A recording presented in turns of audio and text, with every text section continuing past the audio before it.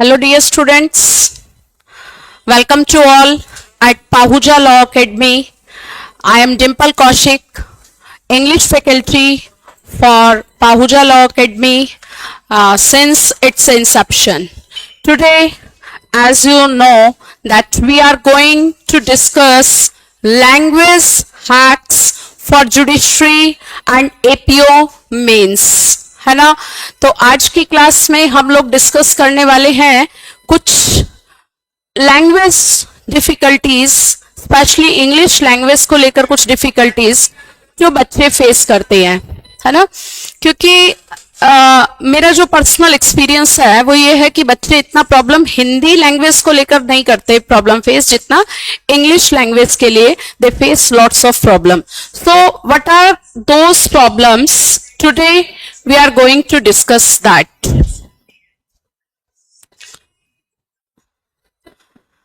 Art of Pressy writing. As the name suggests you, कि tips and tricks for Pressy writing. आप लोगों ने बहुत बार बहुत लोगों को कहते भी सुना होगा, कौन कहता है कि आसमान में सुराख नहीं होता, एक पत्थर तो अदब से उछालो यारो, है ना। तो वहां क्या कहा गया है कि एक पत्थर तो अदब से उछालो यारो, कोई ट्रिक्स नहीं लगाने, है ना। जब कभी बात हम यूपीएससी या जुडिशरी की करते हैं तो वहां हम बात करते समय टिप्स एंड ट्रिक्स की तो बात कर सकते हैं, लेकिन शॉर्टकट्स की बात नहीं कर सकते. ये शॉर्टकट्स जो मेथड्स होते हैं, they are good methods for SSC and one day competition. लेकिन अगर बात करते हैं हम UPSC, judiciary, compulsory English mains, UPSC mains, essay writing, art of writing, है ना. यूपीएससी के जितने हम एग्जाम्स देते हैं, जुडिशरी के जितने भी हम एग्जाम्स देते हैं मेंस के, वहां हम टिप्स एंड ट्रिक्स पे तो बात कर सकते हैं, लेकिन शॉर्ट ट्रिक्स पे बात नहीं कर सकते, क्योंकि ये एक बहुत मतलब कहते हैं सालों की मेहनत है जिसका फल हमें मिलता है. तो अब हम चाहें कि कोई ऐसा टीचर आए जो जादू की छड़ी घुमाए और मुझे इंग्लिश आ जाए, मुझे लीगल सब्जेक्ट मेरा कंप्लीट हो जाए, तो ऐसी कोई छड़ी यूपीएससी और जुडिशरी वालों के लिए नहीं बनी है. सबसे पहले आप ये अपने दिमाग में बिल्कुल क्लियरली फिट कर लीजिए, ठीक है. यूपीएससी और जुडिशरी वाले जो बच्चे होते हैं उनको बहुत इन डेप्थ पढ़ाई करनी पड़ती है. अगर आप इन डेप्थ पढ़ाई करने में बिलीव नहीं करते हैं तो आपको यूपीएससी और जुडिशरी की तैयारी नहीं करनी चाहिए. आपको मेंटली प्रिपेयर रहना पड़ता है यूपीएससी और जुडिशरी वालों को कि हमें इन डेप्थ पढ़ाई करनी है. कम से कम 1.5-2 साल हमें बिल्कुल तैयार रहना है, फिजिकली, मेंटली, इमोशनली, कि हम ना थकेंगे, ना डरेंगे सिलेबस देखकर, बुक्स देखकर, और ना रुकेंगे, ठीक है. तो सबसे बड़ी तो जो मेरी आप लोगों के लिए एक सजेशन है, being an English teacher, I have been teaching English since 2012 at Mukherjee Nagar. I am MA English, MPhil English and B.Ed.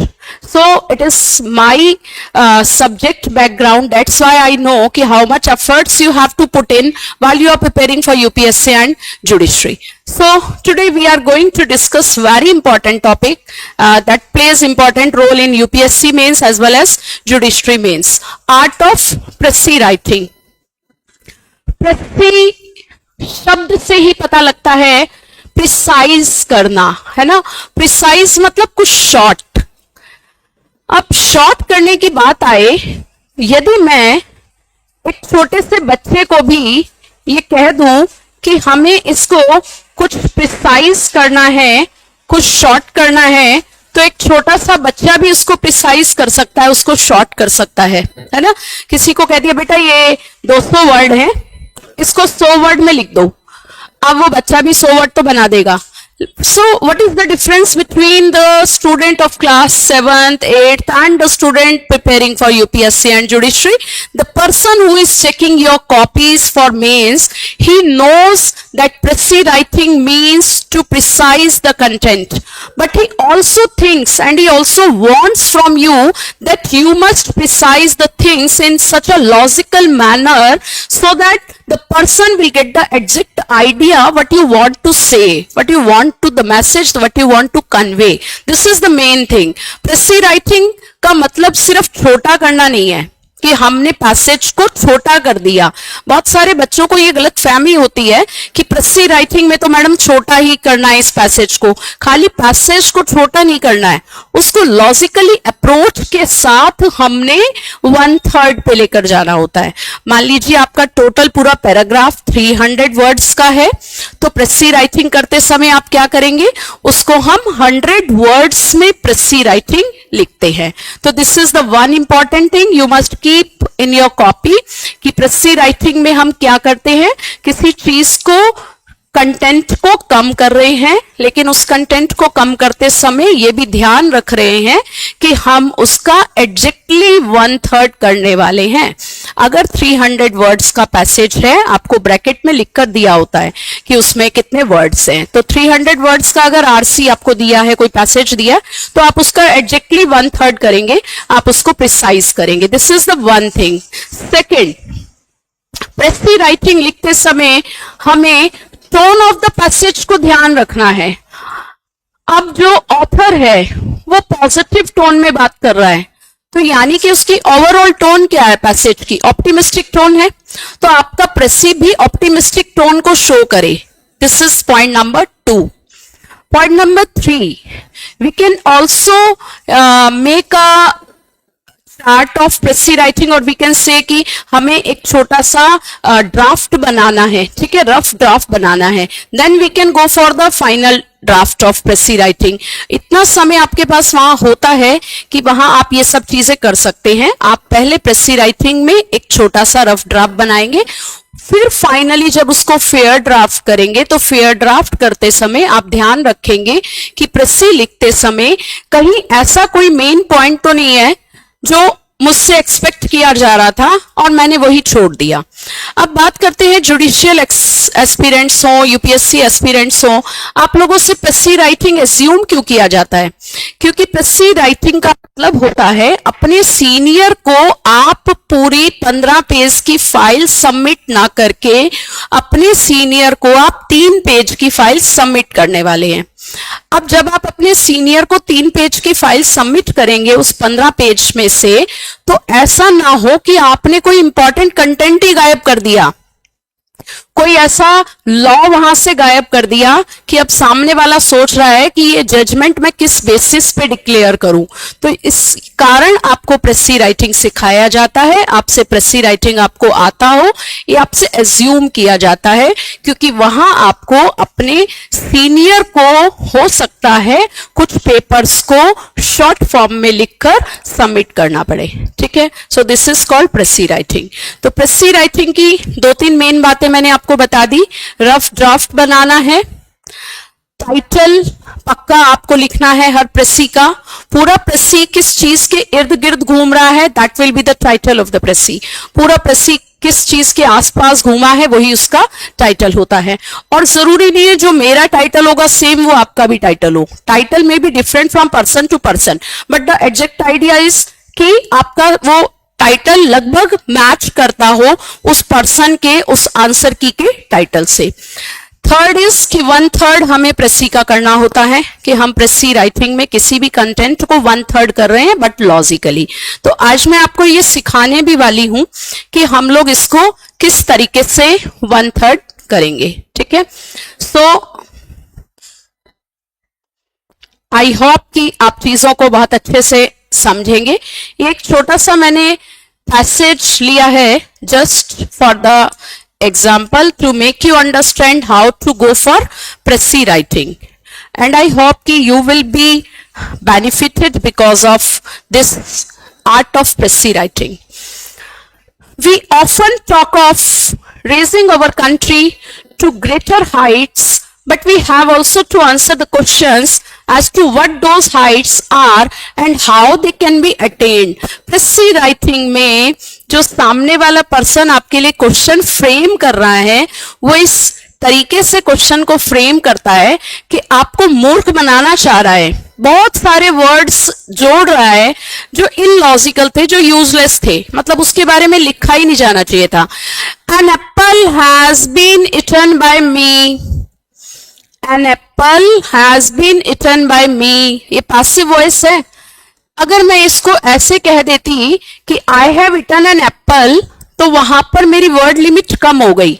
लेकिन अब प्रेसी में जो क्वेश्चन फ्रेम किया गया है वो इस तरीके से किया गया है कि आपको उन्होंने कहा है an apple has been eaten by me, है ना, जबकि आपको उसका प्रेसी बनाते समय क्या लिखना है, I have eaten an apple, तो वर्ड लिमिट कम हो गई। तो प्रेसी में फालतू के जो वर्ड्स होते हैं उसको हमें रिड्यूस करना है।